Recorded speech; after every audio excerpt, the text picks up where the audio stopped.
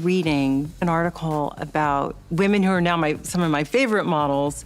She appeared on the covers of Vogue Elle and Harper's Bazaar. Her face was unforgettable, angular, poised, magnetic, and yet her name rarely surfaces when fashion tells its golden era stories. Karen Alexander was one of the most photographed models of the late 80s and early 90s. But when the cameras stopped clicking, the silence that followed was louder than any headline. She wasn't a runway diva. She wasn't scandal-prone or media-hungry. She didn't chase the spotlight, it found her. But even when she stood center-frame, fashion tried to crop her out. In an industry built on selective memory, Karen's image was immortalized, while her identity was quietly erased. It's the kind of contradiction only fashion can sustain a woman so iconic in presence, so deeply woven into the fabric of an era and yet left out of the legacy. Karen Alexander didn't conform, and she didn't campaign to belong. She walked into the room and dared you to question her place there. She didn't need to speak loudly. Her presence alone unsettled a system that preferred silence from women who looked like her. So why did fashion embrace her face but forget her name?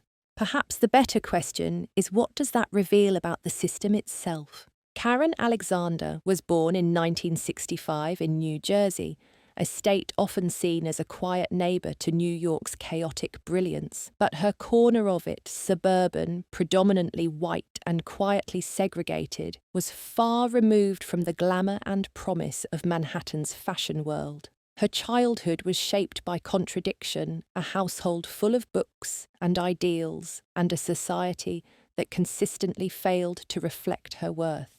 She was the daughter of educated, working-class black parents. Her mother, a school teacher, believed deeply in discipline and dignity. Her father, politically minded and proud, ensured the home was filled with conversations about race history and what it meant to move through the world with awareness. The Alexanders were not wealthy, but they were rich in something else, consciousness. And from a young age, Karen was taught not only to notice the ways the world overlooked her, but to understand why. Still, understanding didn't protect her from the sting. At school, Karen was shy, brilliant, observant, and deeply internal. She wasn't the girl boys passed notes to in class, nor the one picked first for school plays or sports teams. Her beauty, regal, elegant, mature, didn't fit the bubblegum standards of teenage crushes or yearbook superlatives. She was too tall, too dark, too quiet. And in a world where blackness was rarely synonymous with desirability, she was seen as invisible. Karen didn't rebel outwardly. She turned inward instead. Books became sanctuary. She read Baldwin and Morrison long before her classmates could even grasp the weight of those names. She studied the stillness of Diana Ross, the fire of Angela Davis, the poise of Lena Horne. These weren't just role models, they were lifelines. She also noticed the absences. She could name every supermodel on magazine covers, and none of them looked like her. The faces on TV belonged to a different world, one where beauty was a narrow concept, delicate, pale, and predictable.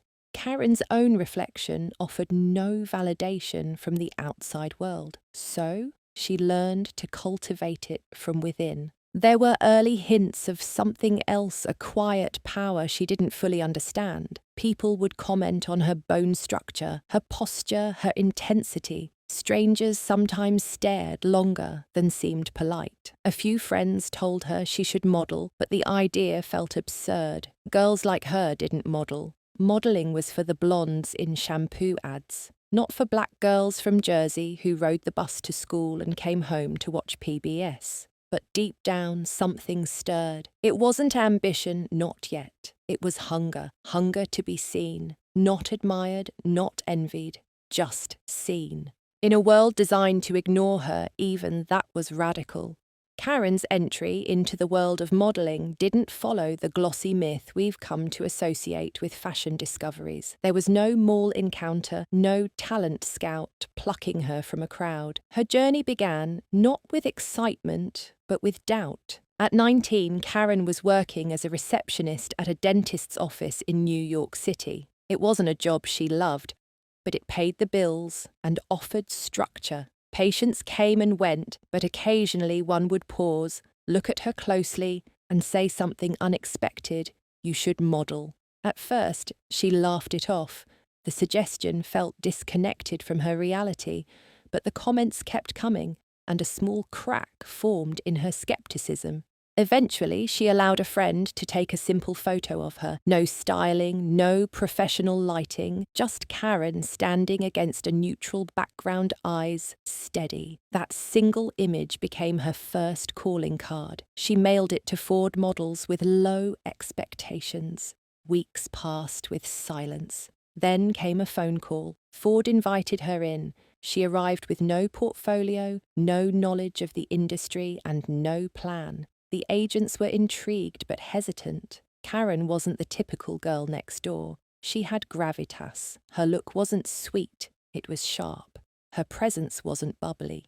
It was magnetic. She wasn't easily categorized, and that made her both exciting and challenging for an agency used to selling safe beauty. Her first jobs were modest: test shoots, showroom modeling, a few catalogue gigs. She wasn't an overnight sensation, and that suited her. Karen was absorbing everything: lighting angles, posture, silence. She watched other models closely, not to mimic, but to understand. She realized that the best models didn't just pose. They projected. They told stories with their eyes, their shoulders, even their stillness. One photographer, after a routine test shoot, pulled her aside and said, "You don't move much, but somehow you fill the frame." It was the first time someone had articulated what she instinctively knew: stillness could be its own language. A turning point came when German photographer Peter Lindbergh cast her for a black and white editorial. Lindbergh wasn't looking for perfection, he wanted soul. And Karen gave him that in one unflinching stare. The photos were raw, intimate, and unforgettable. When the spread ran, it drew attention not just for the imagery, but for the woman at the centre of it. Suddenly, editors began asking about her. She wasn't the girl with the bubbly laugh or the playful wink. She was the one with the storm behind her eyes. Clients started requesting her by name, not because she fit a trend, but because she didn't. Karen never studied fashion. She couldn't name designers the way other girls could, but she understood light. She understood space. And she understood that being unforgettable wasn't about being liked. It was about being undeniable. In a world obsessed with volume, Karen had found power in silence, and that silence was starting to echo through the fashion world.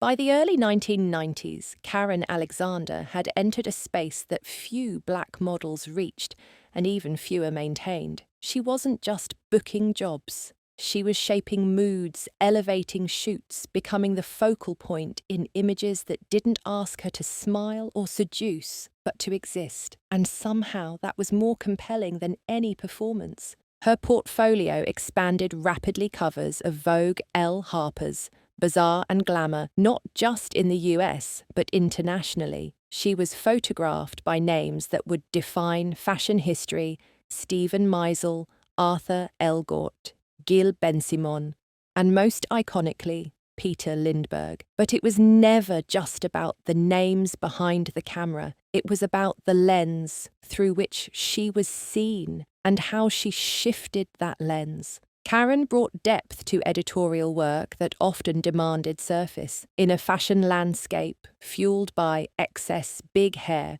exaggerated poses, splashy colours, she offered minimalism, stillness, and weight. Her gaze wasn't distant, it was deliberate. Her body language didn't scream, it whispered with clarity. The effect was mesmerizing. She didn't compete for attention, she made you slow down to notice her. She was part of the era's most exclusive inner circle. In 1991, she was featured in the legendary book On the Edge, a black and white photo anthology that celebrated the raw power of black beauty. The images weren't just fashionable, they were political. and in those pages Karen's presence loomed. She was both muse and statement. But what made Karen's rise remarkable wasn't just her look, it was her consistency. She showed up on time, prepared, grounded. While others chased fame's intoxication, she maintained a kind of quiet discipline. She commuted from New Jersey rather than move to Manhattan. She read between shoots. She spoke when necessary and always with precision. Designers loved working with her, even if she didn't play the backstage games. Calvin Klein cast her in a stripped-down campaign that relied on raw light and natural faces. Donna Karan placed her in soft, sculptural silhouettes that echoed Karen's own presence, elegant, commanding, quiet. She was never overstyled, never gimmicked. She was the image, not the illusion. Unlike many of her peers, Karen didn't burn out or self-destruct. She didn't chase tabloid visibility. She built a body of work that aged well because it was never tied to flash. And in an industry addicted to novelty, that timelessness was her rebellion. By the mid-90s, she was at her apex, respected in demand and revered by those who understood what true modelling required. Not noise, but nuance. Not spectacle, but soul. Karen Alexander wasn't just having a moment. She was the moment. But even as she stood at the peak, the air around her was already beginning to shift. Karen Alexander didn't set out to challenge the fashion system, but simply by existing within it unapologetically, black, undeniably poised, and defiantly herself, she became a threat to its rules. She wasn't loud, she didn't lead protests, but her resistance came through in every decision she made, every job she turned down, every time she chose authenticity over appeasement. At a time when many black models were pressured to assimilate, to straighten their hair, lighten their makeup, soften their presence, Karen did none of it. Her natural hair became her crown, not her compromise. Makeup artists were often unprepared for her skin tone arriving with palettes that stopped at beige. Karen learned to bring her own foundation, quietly, firmly, without apology. She didn't conform to the industry's unspoken rule that there could only be one successful black model at a time. In interviews, she questioned this tokenism without bitterness, but with razor-sharp clarity. "We're not in competition," she once said of her peers. "We're proof that more than one version of beauty exists."